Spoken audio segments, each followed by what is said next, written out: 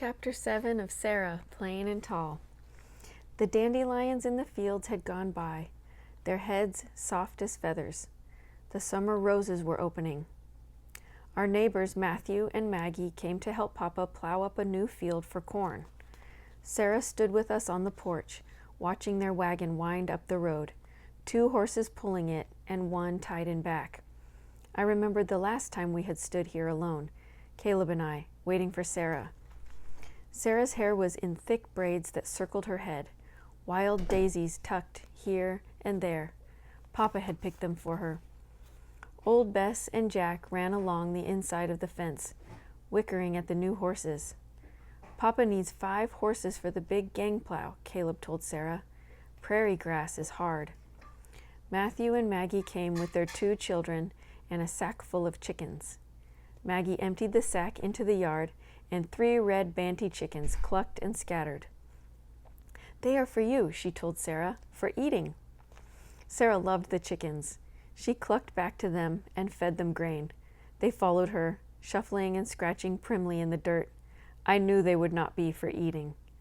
The children were young and named Rose and Violet, after flowers. They hooted and laughed and chased the chickens, who flew up to the porch roof, then the dogs, who crept quietly under the porch. Seal had long ago fled to the barn to sleep in cool hay. Sarah and Maggie helped hitch the horses to the plow. Then they set up a big table in the shade of the barn, covering it with a quilt and a kettle of flowers in the middle. They sat on the porch while Caleb and Matthew and Papa began their morning of plowing. I mixed biscuit dough just inside the door, watching. "You are lonely, yes?" asked Maggie in her soft voice.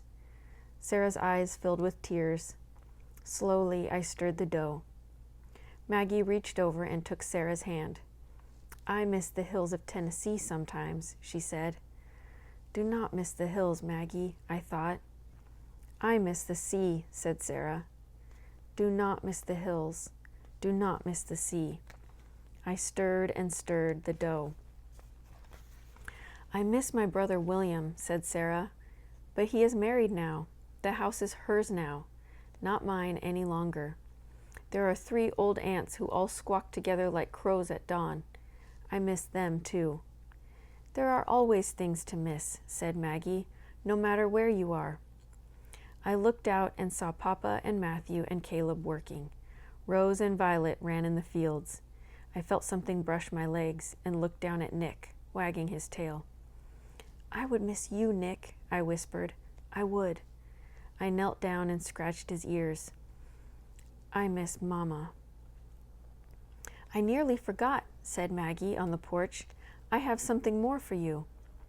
I carried the bowl outside and watched Maggie lift a low wooden box out of the wagon. "Plants," she said to Sarah, "for your garden." "My garden?" Sarah bent down to touch the plants. "Zinnias and marigolds and wild feverfew," said Maggie. "You must have a garden, wherever you are." Sarah smiled. "I had a garden in Maine, with dahlias and columbine, and nasturtiums the color of the sun when it sets. I don't know if nasturtiums would grow here." "Try," said Maggie. "You must have a garden." We planted the flowers by the porch, turning over the soil and patting it around them and watering. Lottie and Nick came to sniff, and the chickens walked in the dirt, leaving prints. In the fields, the horses pulled the plow up and down under the hot summer sun. Maggie wiped her face, leaving a streak of dirt. "So you can drive your wagon over to my house, and I will give you more. I have Tansy." Sarah frowned. "I have never driven a wagon." "I can teach you," said Maggie, "and so can Anna and Caleb and Jacob." Sarah turned to me. "Can you?" she asked. "Can you drive a wagon?" I nodded. "And Caleb?" "Yes." "In Maine," said Sarah, "I would walk to town." "Here it is different," said Maggie. "Here you will drive." Way off in the sky, clouds gathered. Matthew and Papa and Caleb came in from the fields, their work done. We all ate in the shade. "We are glad you are here," said Matthew to Sarah. "A new friend. Maggie misses her friends sometimes." Sarah nodded. There was always something to miss, no matter where you are, she said, smiling at Maggie. Rose and Violet fell asleep in the grass, their bellies full of meat and greens and biscuits. And when it was time to go, Papa and Matthew lifted them into the wagon to sleep on blankets. Sarah walked slowly behind the wagon for a long time, waving, watching it disappear. Caleb and I ran to bring her back, the chickens running wildly behind us. "What shall we name them?" asked Sarah, laughing as the chickens followed us into the house. I smiled. I was right. The chickens would not be for eating. And then Papa came, just before the rain, bringing Sarah the first roses of summer.